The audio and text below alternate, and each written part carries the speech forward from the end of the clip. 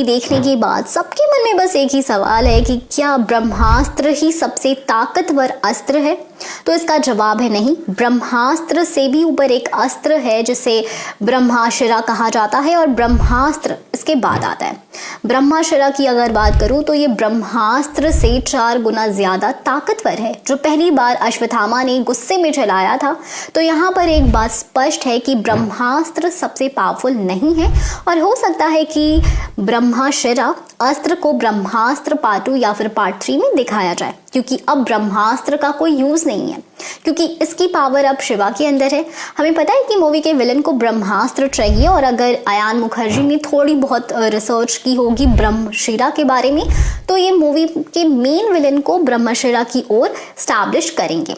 पहले प्लान में पानी फिर गया तो क्या हुआ, दूसरा प्लान भी होना चाहिए।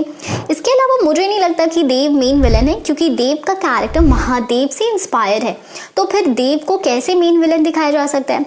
इसलिए विलन या तो गुरुजी निकलेंगे या फिर कोई और। अब ये ईशा होती है या कोई और, ये तो देखने वाली बात होगी।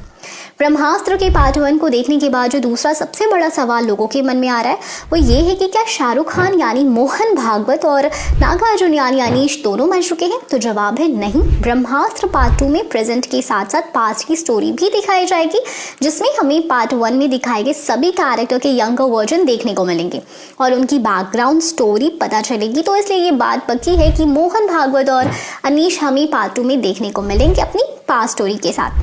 ब्रह्मास्त्र मूवी देखने के बाद 2 लोगों पर सबसे ज्यादा शक हो रहा है, गुरुजी और ईशा। लेकिन अगर गुरुजी और ईशा दोनों ही विलन नहीं हुए तो कौन होगा? ये सवाल कई लोगों के मन में है। इसका जवाब है, जब ब्रह्मास्त्र का ट्रेलर आया था तब उसी दौरान कास्टिंग की कुछ फोटोज भी लीक हुई थी। उन फोटो में आमिर खान नजर आ रहे थे और इस वक्त आमिर खान की कोई बात भी नहीं कर रहा। हमने फोटो के अंदर मौजूद हर कैरेक्टर को पार्ट 1 में देखा है सिवाय आमिर खान के, और कई लोग का ये पता है कि देव का रोल कौन प्ले कर रहा है, लेकिन आमिर खान के बारे में किसी को नहीं पता। तो हो सकता है कि वो विलन